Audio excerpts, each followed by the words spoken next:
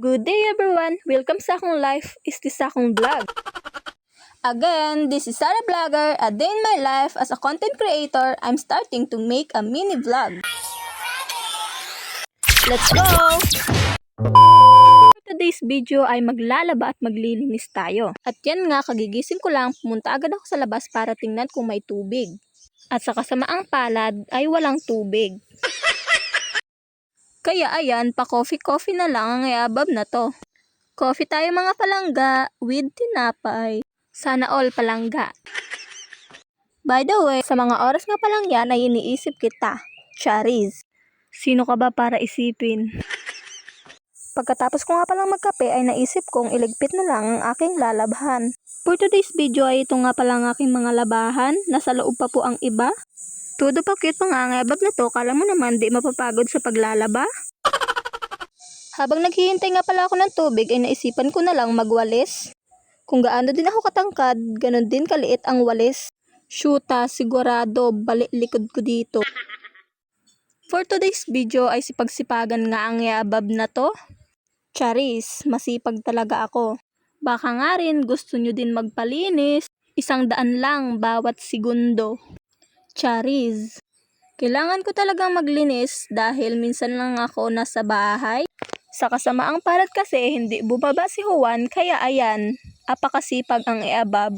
At ayan nga, dumaan pa ang alaga ko dyan, ang sarap-sarap pulutan. Charis. At ayan na nga, dumi-dumi na ng kamay ko, napakarami pa akong lilinisan.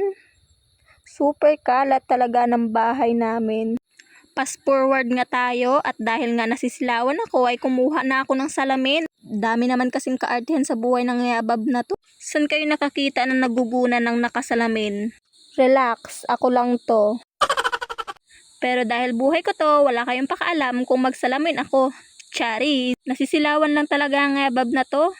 At ayan, fast forward, tapos na nga ang ngayabab na to, ang saya-saya na at nakatapos na ng isang gawain. By the way nga pala, hindi na ako nakalinis sa part na to kasi maraming langgam. At baka wala silang makain at kamay ko ang papakin. Sa mga oras nga palang ito ay naisipan ko nang puntahan na lang sa taas ang tubig. Grabe naman, nakakapagod maglakad. At sa mga oras na nga yan ay nahihingal na ako. Bulaga, o diba, nakauwi na ako agad-agad. At ito nga, fast forward, sa wakas makakakain na ako. Grabe, nakakagutom. By the way guys, ang coffee ko nga pala dyan ay Dojusu. FDA approved po siya, kaya maganda po siya sa atin. Lalong-lalo na po sa matataba na gustong pumayat.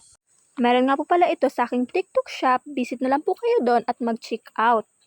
By the way, ang ulam ko lang nga pala dyan mga palangga ay sardinas. At may tira pa nga kaming prito kagabi, ay inulam ko na lang din. Kain tayo mga palangga. By the way nga guys, hindi pa ako makakapaglaba kasi may gumagamit pa ng tubig sa taas. Kailangan ko silang patapusin muna. Kakain na lang muna ako kahit walang itwel ay magpapakabusog. Kaya hanggang dito na lang muna for today's video. Don't forget to like and share. Thanks for watching. God bless!